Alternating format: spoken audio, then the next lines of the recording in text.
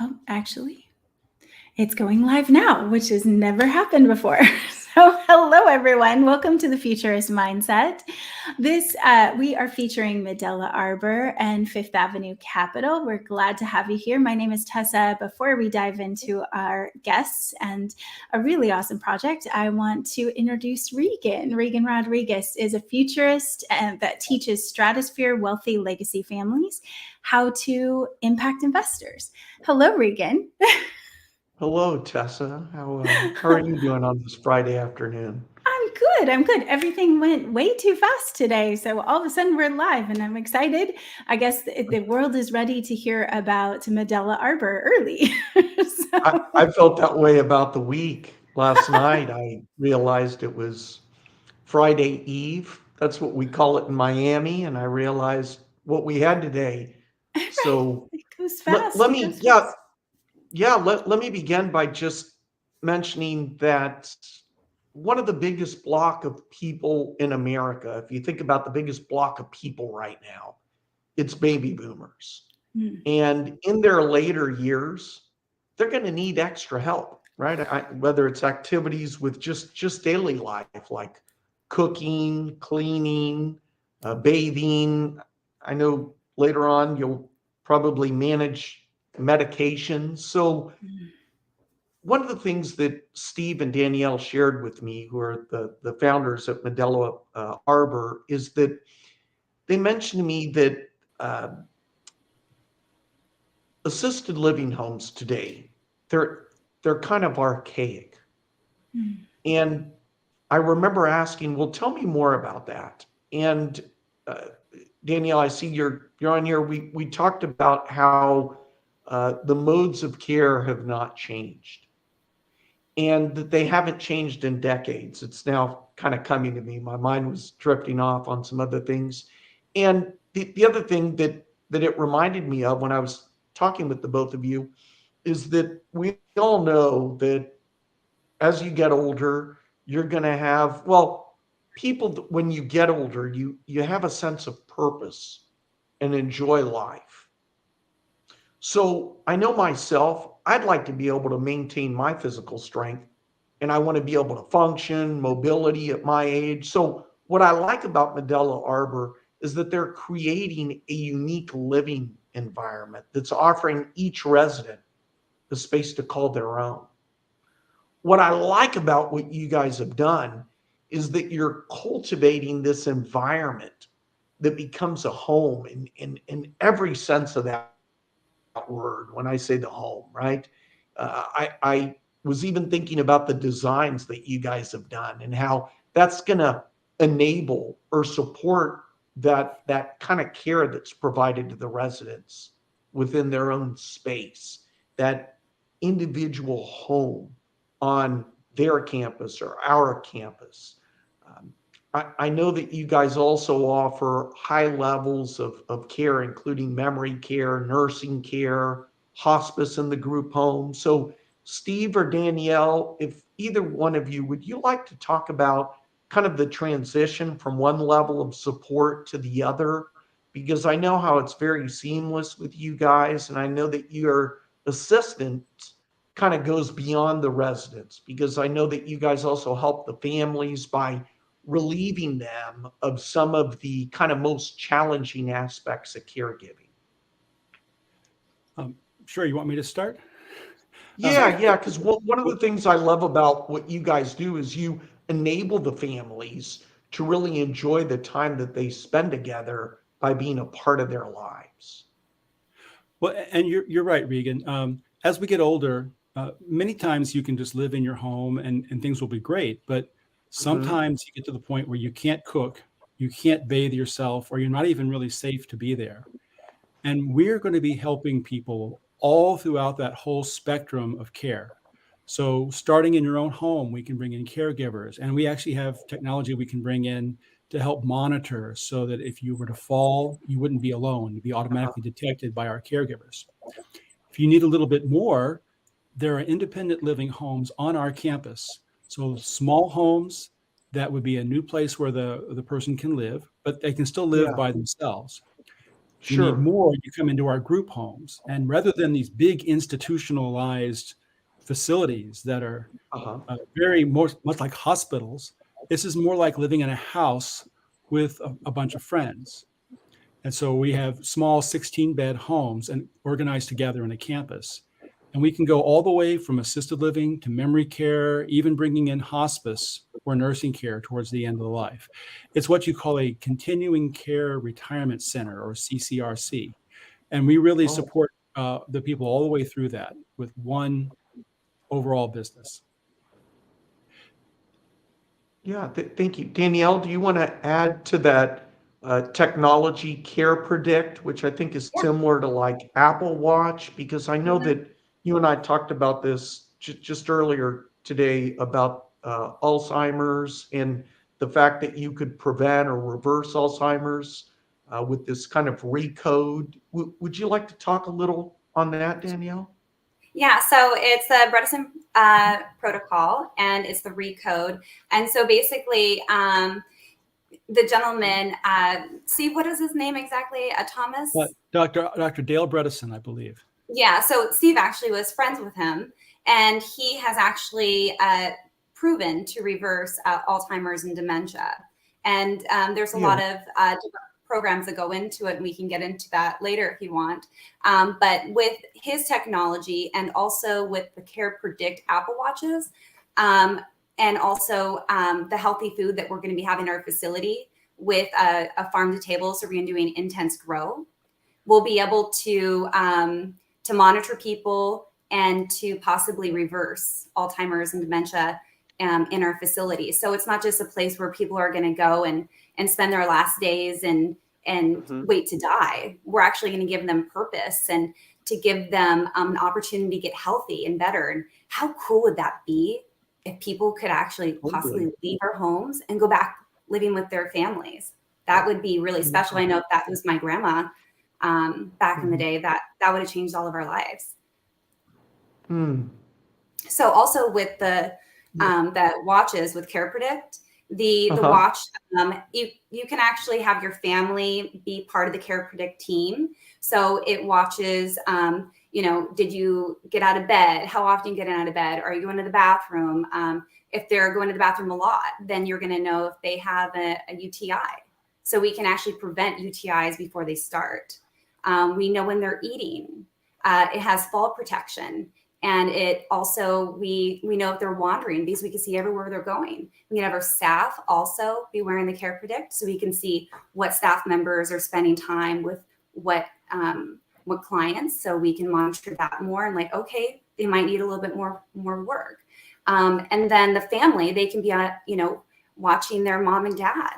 I know that would give me a peace of mind if my mom or dad was in a facility and I know that they ate 3 times and they're having fun and they're being active. Can you talk a little bit about your why? Because I know you mentioned your grandmother, but maybe tell us a little bit more about why you started all this.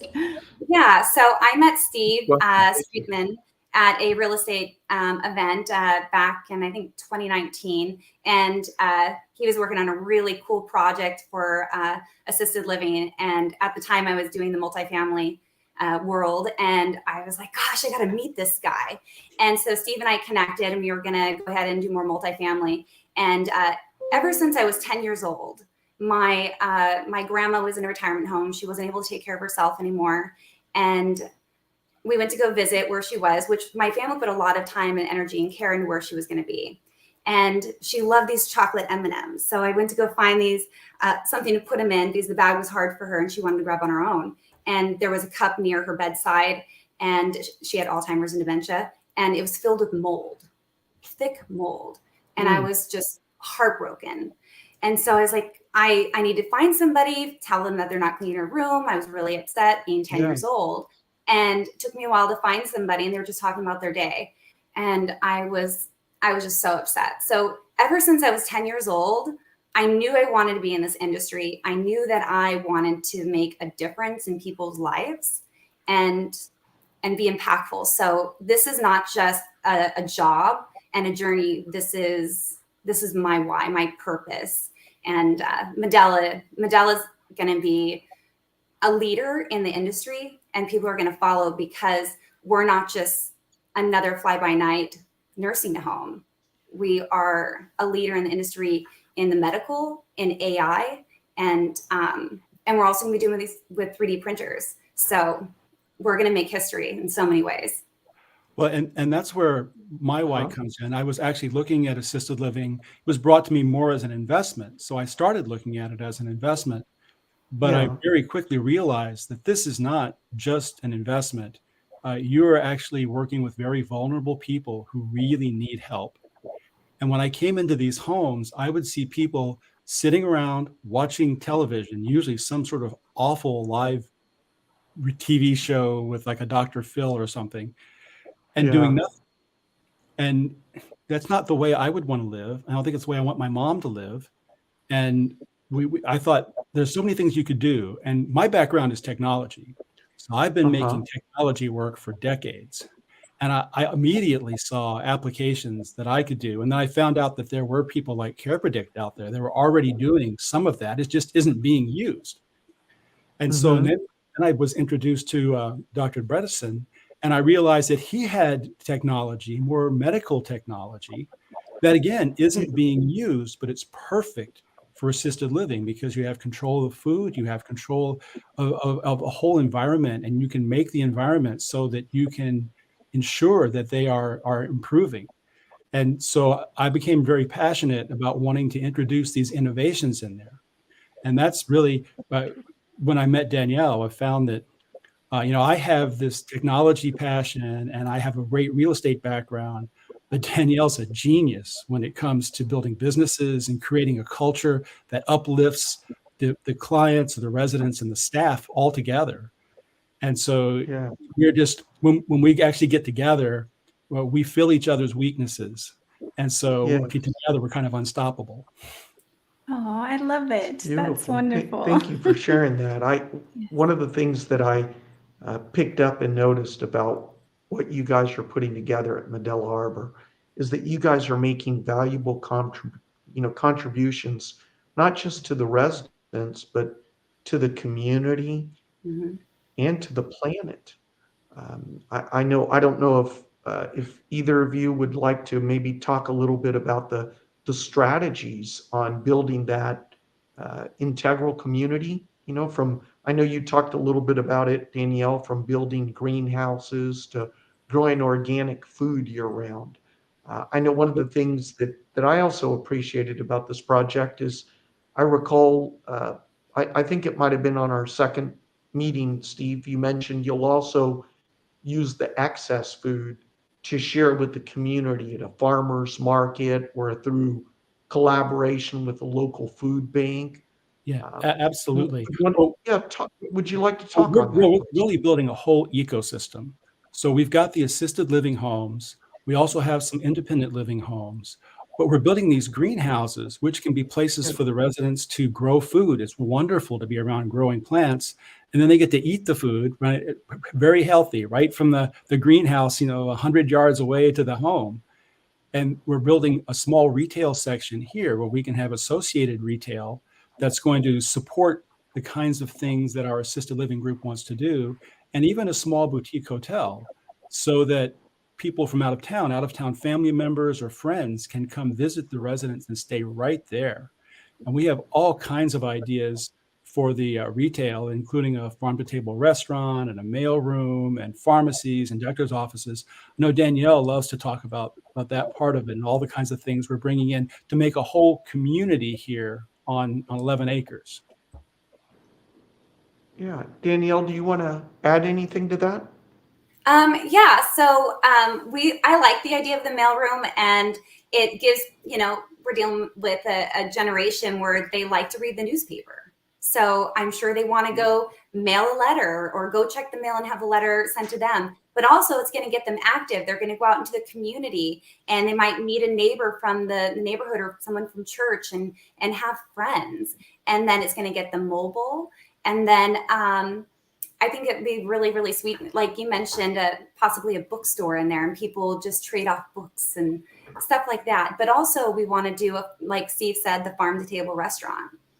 We want to keep everything as organic and as mobile as possible in our community. Mhm. And also kind of have a touch of glam and do a little spa, and the girls can go get their nails together done and go get a massage or do some acupuncture, because that's healing as well. But Yeah. and as Danielle pointed out there, it's really important. Most assisted livings are these sort of silos. You're in there and you Uh-huh. can't leave. and maybe some people, if you have dementia, you really have to be very careful about when you go or where you go somewhere. But a lot of people don't have dementia, and they're stuck in this home or in this facility, and there's just nothing else. But we're going to have something else right next door they can go be part of in a supervised fashion, so we can keep that engagement with the community.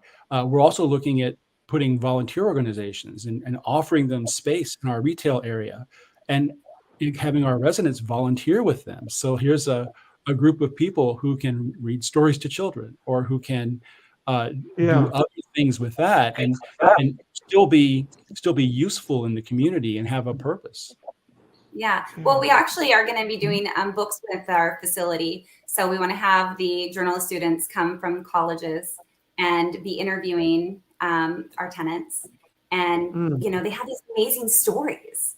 And Yeah. how cool is that going to be to have those stories shared with their family? And that way, even when they pass on, their memories are live. And then they could even do the recording of their voices. Sure. And Steve and I want to publish their books and have those for the family, but also get some really cool stories every year, and maybe see if we can publish those for the open market.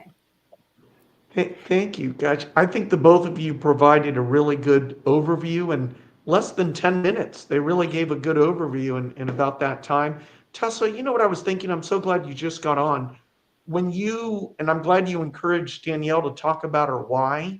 And when she started sharing that, something that went through my mind was, and it was a few weeks ago, I was on YouTube, and just accidentally I was listening to a song, and the one that came on after that was a show that you did from someone, and I'm trying to remember the name. It'll come to me. Brooke Young, I think it was. Yes, And for she was PR. like right. And I think I remembered her mentioning something about caring for the elderly and having a heart for the elderly. So I was just thinking, because I know you're a great connector, Tessa, but I was just thinking, she's a PR expert. She reminds me of Danielle, like they have similar kind of energy, and they both have a heart for the elderly. So I thought you might want to, if you feel it's I will. appropriate, connect Absolutely. She's Brooke amazing. to Danielle. Yeah. Absolutely. She's a wonderful PR. She does more for TV, so you'll really love it. She gets a lot of good publicity and really matches up stories. So I love your story and the background of everything that you're doing for these families and the seniors, but it's the next level for sure. And I'd love to show, if you're ready, Reagan, we can show how people can get involved. Yes, Absolutely. I want to make sure everyone knows you can get involved and help make this a reality. So I will share the screen right now. And now we're going to Fifth Avenue Capital's website at this moment so we can see how to get there. So you click on portfolio and you'll look for Medella Arbor right here. And once you click view offering, you're going to see... It's going to take a second, apparently. So you can view the PDF here, but you can just download it right from the screen. And I have it as well, so I will put it up here. But if you want to invest, yes, I'm going to pull it up. It's very slow, but I was going to let you talk on this. I'll just go down when you're ready. Yeah, go ahead and start scrolling. What I want everyone to see is that, look, Steve and Danielle gave you guys just a thumbnail sketch. This is a better overview. As you can see, we begin with the vision, and then the second part of that paragraph right here, we kind of give the conclusion. So within the first page, you get a good overview of the business. From there, scroll below, if you will, please, Tessa. We go into what the problem is, what the challenge is. Go ahead and keep scrolling. And then we talk about what the solution is. There we go. So yes, there is a problem. And that's what Steve and Danielle realized, is that no, it's not a problem. It's a challenge. It's an opportunity. We have a solution. If you scroll below that, then I place it and I talk about the market and competition. And Tessa, you know this from the products you've dealt with. Whenever someone says, we don't have any competitors, no, you do. And if you don't, if it's no one's heard of this, no one's doing this, well, then I don't want to have anything to do with it, right? Absolutely. Because then there's not a market for it.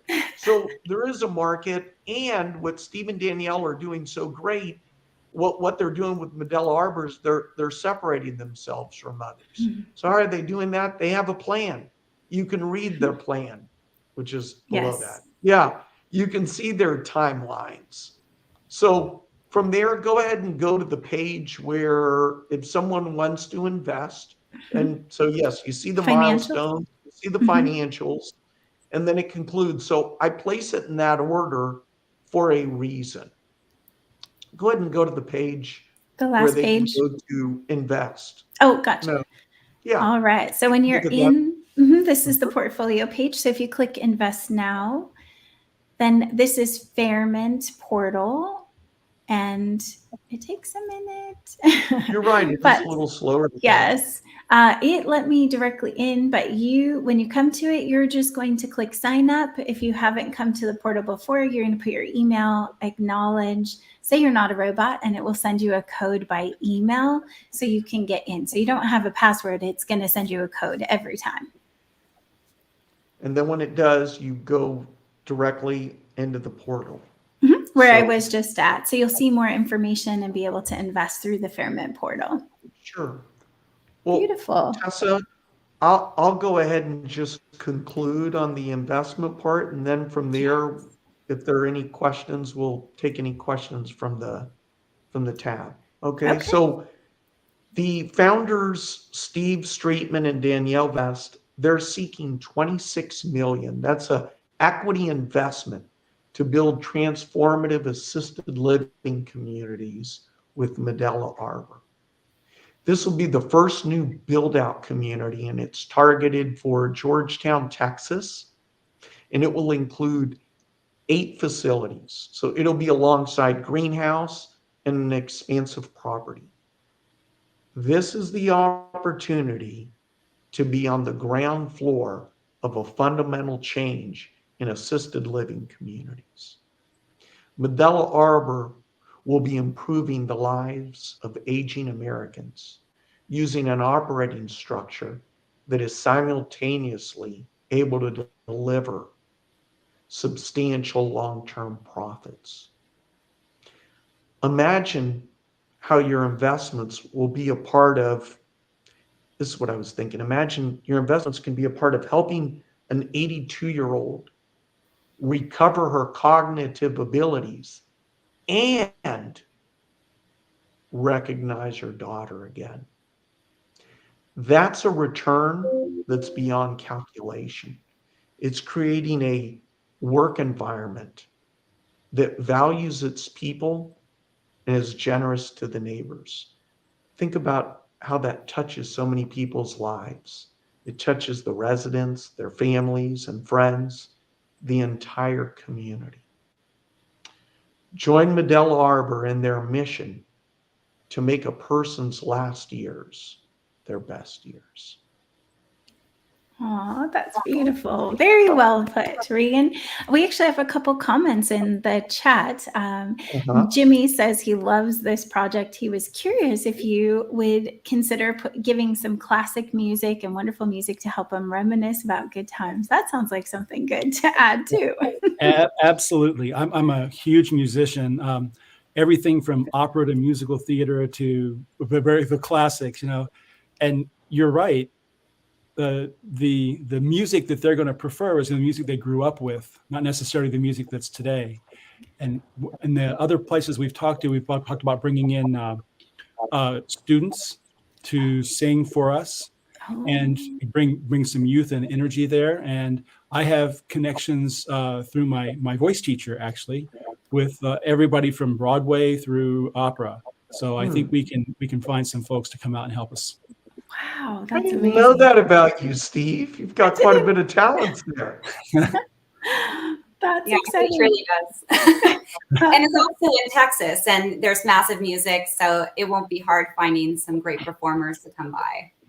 Well, that's my wonderful. goodness. Thanks for your You question. You live in the city of music. Isn't that what Austin's Yeah, Austin known is for? an amazing Yeah. music capital. It's the live music capital of the country, I think. Mm-hmm. Yeah. Wow. Well, I'm going to put the chat in the chat. We'll have the link to this portfolio page. So if you have if you want to go browse around and check it out, please do.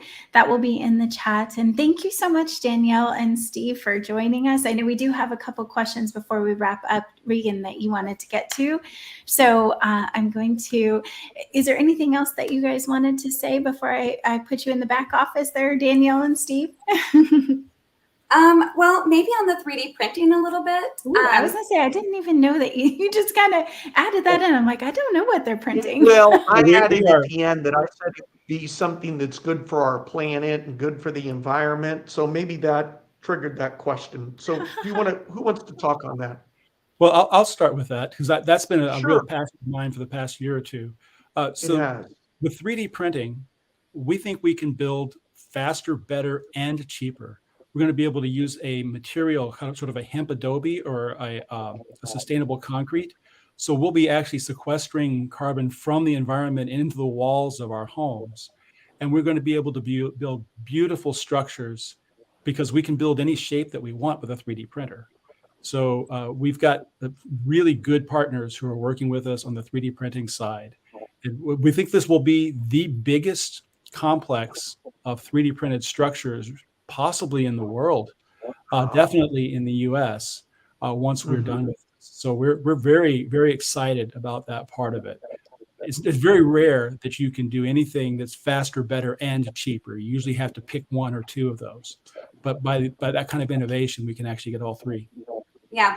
Also, I think it might be the first 3D printed community in history. So again, we're another part of making history. But also with the structures, it's going to be more wind resistant, water resistant. So it's going to save us money on insurance and rebuilding. And we're going to be doing a hybrid of prefabricated. So it's all around really special. And I guess one thing to say here is that this is our flagship prototype community. This is our first one. But once we build this, we have all the model done. We expect to duplicate this all around the country and possibly around the world. And as you said, Reagan, this is a chance to get in on the very first one and be part of all future ones as well. Wow, I'm just thinking, is this a gigantic 3D printer? I've done a little 3D printing myself, and it's time because it's amazing what it can do, though. So that's exciting that the whole structure would be 3D printed. That's epic. We'll have to show you some videos of some of the things that have been done. It really is cool. Wow, yes. Well, and I know people, if you have any questions or if you want to find out more, because this is just like an onion, we keep opening a new layer of excitement and new and innovation. So look into it. And if you have questions, reach out to Reagan at Fifth Avenue Capital, or you can go directly to that page and start looking in the back end. There's lots more information in Fairmont too. So you can find out a lot more about the investment opportunity. We want them to go into the funding portal. We're not sharing anymore. There you go. You're cut off, everyone. You can't have any more information. All right. Well, thank you. Going on and on, then there's no point in them logging on. There's still more onion layers, I'm sure. I just know it with these two. Right. So thank you, guys. Thank you so much, Danielle and Steve, for being here. And Reagan, I'm just going to take a second. I think we have a question from someone in our that's in the back office from Aria. So I'm going to, I lost Reagan. There he is. We're just going to have Steve answer the question from Aria. There we go. Now we have you and Aria. Hello, Aria. Hi, how's it going? On here. Look at that. Hey. My favorite. How are you, Aria? Doing pretty good today. And you are my favorite to work with. So Thank please you. go ahead. What's your, yeah, man, you know this. I enjoy having our conversations that we do have. I know you've been busy because you're getting ready to head back to Indiana University here. I think you told me you start, what was it, either the 20th or Yeah, so 21st of classes start. August? Yeah, classes start on the 21st or 20th, I think. So getting ready for that. Awesome. So go ahead. What's your question, buddy? Yeah, I was wondering if you can talk about kind of your vibe, because I know I've heard you say that, mentioned before, that we each decide what our vibe is and how that communicates to us every single day. So I was wondering if you can talk a bit more about that. Okay. Okay. I like that question. That's good. Um, do you ever notice how positive people experience more positivity and pessimistic people seem to experience more negativity? I don't know if you've ever noticed that, but what you put out is what you receive back, right? Your vibe is what you kind of give off to the world around you. So your vibe is a result of mental and emotional state, or that emotional state of mind that you embody and convey to the outside without even saying a word. Okay, does that make sense, Arya? So in other Yeah. words, when you spend your day being positive, enjoying the good in your life, and accepting people just as they are, then, and we talked about this the other day, you then reap the same back from situations that are around you, Mhm. right? So in other words, decide what your vibe will communicate today. And also, let's think about this. I still think back at the very first time I interviewed you. What was our first conversation about? Do you remember? Kind of like planting your seeds. Very And good. Yeah, good yeah, memory. So think about that. Since you reap what you sow, then all you have to do is just select the thoughts, select the feelings that you want to receive back. Hey, I mean, I don't know about you, but I want to be vibrant throughout my day. And I want to be yeah, vibrant throughout my day no matter what I'm faced with. So when you bring your best vibe, it's easy then to be, can I use that word, a powerhouse, right? You're going to be that yeah, uplifting source of strength to now those around you. So take that back with you to Indiana University. When you go into your business finance classes, bring that as a strength to all those around you. yeah, of course. And I had one more Oh, question. yes. Perfect. Go for it, buddy. Wonder if you I can talk love your about, questions. You and I, yeah, I'm yeah, sorry, go ahead. yeah. I was wondering if you can talk about being curious and the importance of curiosity. Wow, that's good. I like that. Hmm. When you're intentionally growing, you become more curious about, at least I've noticed this, yourself. Okay, so what happens is you're going to find yourself kind of tuning in more to what you're more drawn to and what you're not. So you're more aware of what you like or don't like, someone or something. And the other thing I've noticed is you start to appreciate what things are still true and relevant in your life. So your question was, how can we be curious? Be curious about who you are and how you are growing. This is something I actually thought of the other day. There is no one in the world with the exact same likes and dislikes as you. So your Mhm. interests, Aria, your perspective, your preferences for certain things, people, even places, what that does is that makes you the authentic person that you are. So your tastes will change over time. Mhm. Why? Because you're growing and evolving, just like you. I've seen you grow tremendously in a year, right? So by identifying what and why you love and don't love certain things, you'll gain a greater appreciation for yourself and who you are right now. Mhm.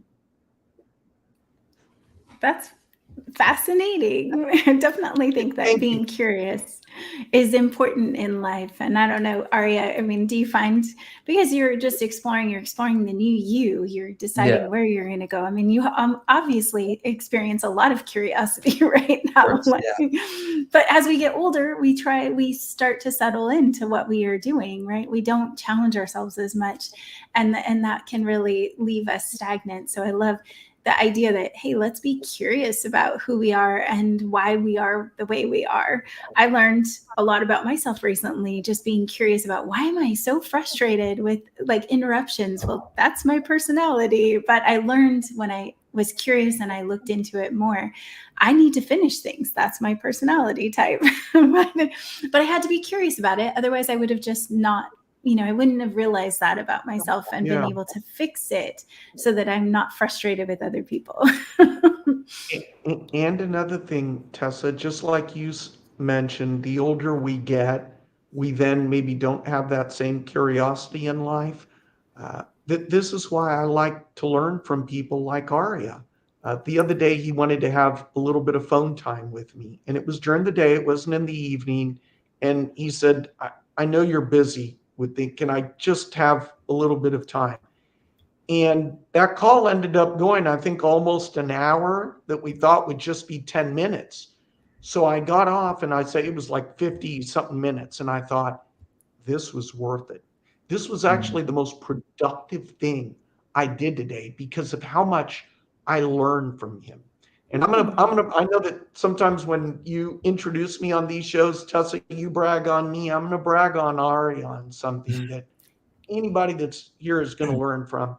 There was a error he made. Okay, just a mistake on times. We were supposed to get on a Zoom. He just made an error. Okay. Mhm. And I thought to myself, it's natural when you make a mistake like that to, if you're like me, you will make up an excuse, give a really good reason that sounds good, and or not accept the responsibility, right? And say, oh, it wasn't my fault. Aria right away owned up to it and said, I was wrong. I shouldn't have done this. I said, Aria, don't beat yourself up about it. And I told him, I really respect the fact that you took responsibility on that. Because so many of us, isn't that true, Tessa? Yes. That it's just kind of human nature that we say, oh, I didn't do that. No, that wasn't me. And he right away recognizes Yes, definitely. it. Yeah. I think you own your mistake. How the mistake affects other people, it may have affected Reagan differently, but if you own your mistake, like you learn from your mistakes. Always learn from your mistakes. And if you don't own them, then you can't learn from it. So And that's my thought. Aria, do you want to share a little on that? Because I think that's a very special quality that Yeah. shows character that you have. Yeah, I mean, just like you said, it's really important to kind of own up to your mistakes and, move on from them and also learn from them. So, that's kind of what I'd say about that. That's great. Thank you, buddy. I Oh, learned from Thank you, you. and Yeah. yeah, absolutely.